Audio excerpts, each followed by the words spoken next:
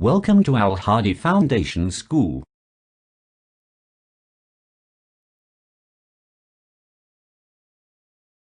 बिस्मिल्लाहिर्रहमानिर्रहीम। अस्सलाम वालेकुम। अपनी किताब का सफ़ा नंबर 42 खोलें।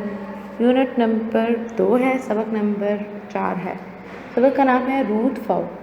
ये एक लड़की का नाम है जिसने कोढ़ के मरीज़ों के लिए बहुत काम किया और उसने अकेले जो है वो काम शुरू किया था और फिर आहिस्ता आहिस्ता उसके साथ और भी लोगों ने उसके जज्बे को देखते हुए उसकी मदद शुरू कर दी और इस तरह से उसने एक छोटी सी झोंपड़ी से जो शुरू किया था काम, वो आहिस्ता आहिस्ता एक अस्पताल की सूरत या क्लिनिक की सूरत इख्तियार कर लिया।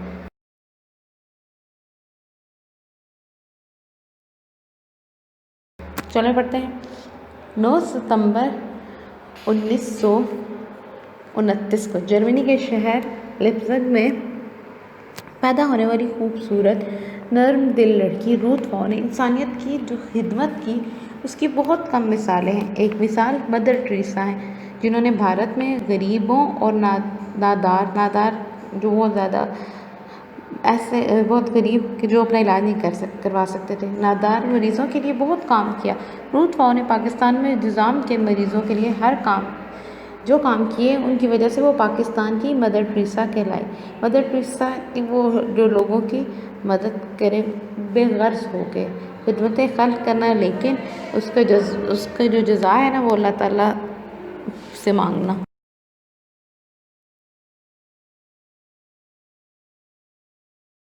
रूथ फाउ डॉक्टर थी।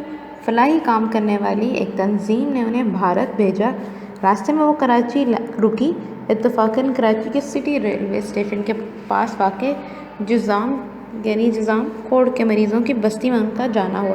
वो कहती थी, वहाँ के मनाज़िर ने मेरी ज़िंदगी बदल दी। मैंने कराची में रहकर इन मरीज़ों के इलाज और देखभाल करने का फ़ैसला किया। नहीं, वहाँ पे इतनी हालत लोगों की ख़राब थी कि उनको देख के बहैसियत एक इंसान और बहैसियत एक डॉक्टर उनने ये फ़ैसला किया कि वो जहाँ तक हो सकेगा वो उन लोगों की मदद करेंगी, उन लोगों के काम आएंगी।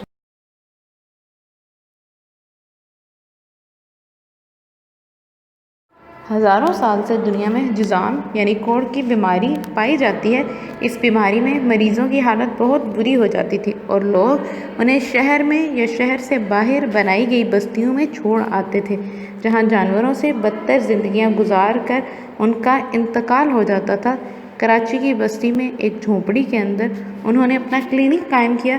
मरीज़ों की मरहम पट्टी, इलाज और देखभाल शुरू की। यानी उन्होंने खुद अपने तौर पे एक छोटा सा क्लिनिक शुरू किया जो कि झोंपड़ी के अंदर था। आहिस्ता आहिस्ता उनकी मदद के लिए और लोग आते गए, जिनमें डॉक्टर आई.के. गुल भी शामिल थे। उन्होंने डॉक्टर रूथ फाउ के काम में हाथ बटाना शुरू कर दिया।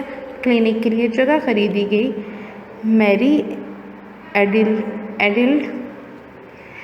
मैरी एडल्ट लेप्रोसी सेंटर इसका नाम रखा गया। यहाँ न सिर्फ पूरे पाकिस्तान बल्कि अफ़गानिस्तान से भी लोग इलाज के लिए आना शुरू हो गए। उन्होंने पाकिस्तान के दूसरे शहरों और इलाकों में 157 जुज़ाम क्लिनिक खोले। इसके लिए उन्होंने पाकिस्तान जर्मनी से अतियात भी जमा किए। इन क्लिनिक्स में तकरीबन 60,000 मरीज़ों का इलाज हो चुका है। यानी उन्होंने जो एक झोंपड़ी से शुरू किया था क्लिनिक, वो आहिस्ता आहिस्ता करते करते 157 क्लिनिक्स तक पहुंच गया कि उन्होंने 157 क्लिनिक खोले। उस एक से शुरू किया था और आहिस्ता आहिस्ता उनके साथ जब लोग शामिल हुए तो उनका काम बढ़ता गया और वो और भी ज़्यादा जज्बे के साथ लोगों की खिदमत में सरगर्म रही।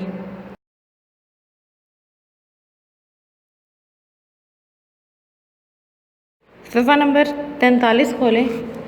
1988 में गरां कदर बहुत ज़्यादा खिदमत के सिले में डॉक्टर रूथ फाउ को पाकिस्तान की शहरियत दे दी गई। यानी उनको ये तस्लीम कर लिया गया कि वो पाकिस्तान की ही रिहायशी हैं, पाकिस्तान की शहरी हैं। उनकी मुसलसल मेहनत और कोशिश की वजह से 1996 में आलमी इदारा सेहत ने पाकिस्तान को एशिया बरे आज़म एशिया का पहला मुल्क करार दिया जहाँ जुज़ाम की बीमारी پر قابو پایا گیا اور ہزاروں مریضوں کے بجائے چند مریض رہ گئے جن کا علاج جاری ہے۔ جذام پر قابو پانے کے بعد اب ان کلینکس میں ٹی بی اور نابینا پن کا علاج کیا جا رہا ہے۔ انہوں نے ایک بیماری پہ قابو پایا ہے، اب وہ مزید بیماریوں کا علاج کرنے میں سرگرم ہیں۔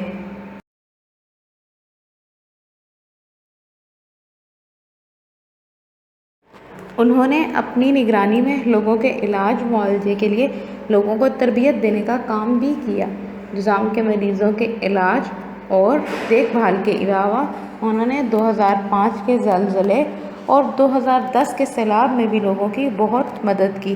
اپنے ایک انٹرویو میں مسکراتے ہوئے اردو میں بتایا کہ میں سر پر چادر اوڑھے پاکستان کے دور دراز علاقوں میں جاتی ہوں تو لوگ مجھے پٹھان یا افغانی سمجھتے ہیں اور کہتے جاتے ہیں اماں کو نہ روکو، یوں مجھے ہر جگہ جانے کی آزادی مل جاتی ہے۔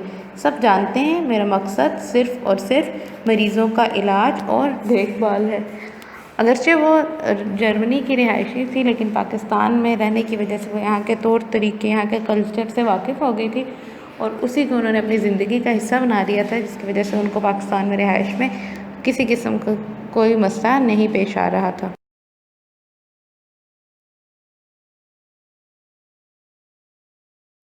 ڈاکٹر رود فاؤ کی 4 بہنیں اور ایک بھائی تھا۔ بھائی کا انتقال بچپن میں ہو گیا تھا۔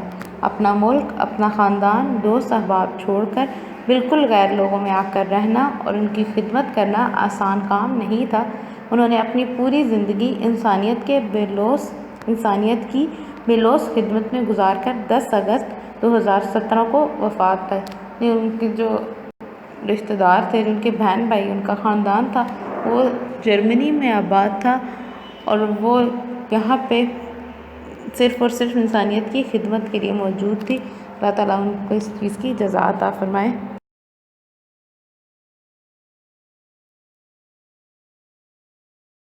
ان کی خدمات کے صلے میں ملنے والے اعزازات کی فہرست بہت طویل ہے۔ حکومت پاکستان کی طرف سے انہیں ہلال امتیاز، ہلال پاکستان، نشان قائد اعظم، ستارہ قائد اعظم کے اعزازات دیے گئے۔ رود فاؤ کو سرکاری اعزازات کے ساتھ دفنایا گیا۔ قائد اعظم اور عبدالستار ایدھی کے بعد یہ تیسری شخصیت تھی جنہیں یہ اعزاز ملا۔ یعنی ان کے کام کی وجہ سے اتنی زیادہ جو ہے وہ اہمیت دی گئی کہ انہوں نے پاکستان کے لوگوں کی خدمت کی تو پاکستانی حکومت نے ان کو اعزازات سے نوازا۔ یہ ان کی جو قربانیاں تھیں، ان کی جو محنت ہے، ان کی جو خدمت ہے، اس کا صلہ تو نہیں، لیکن ایک ان کو خراج تحسین پیش کرنا یا شکریہ ادا کرنے کا ایک طریقہ تھا کہ ہم ان کو یاد رکھے ہوئے ہیں۔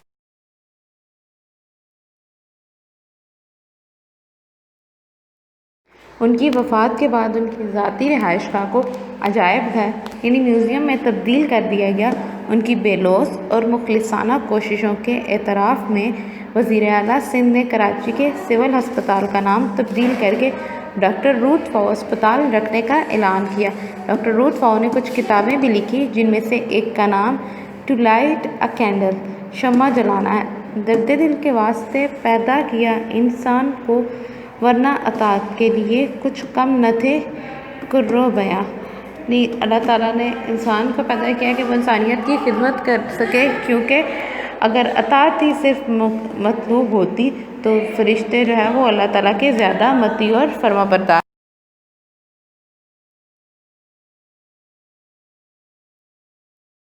اس شعر کا مفہوم ہے کہ انسان کے دل میں دوسروں کا درد یعنی دوسروں کے مدد کا جذبہ ہوتا ہے، اسی وجہ سے اس کا درجہ فرشتوں سے بڑھ کر ہے، کیونکہ فرشتے صرف اپنے فرائض کی انجام دہی کرتے ہیں، جبکہ انسان اپنے فرائض سے بڑھ کر کام کر سکتا ہے اور وہ کرتا بھی ہے۔ اس سبق کی مشق آپ لوگ کو جو جوابی کاپی مہیا کی جا رہی ہے وہاں پہ سے دیکھ کے آپ نے اپنی اردو کی کاپی پہ حل کر لینی ہے۔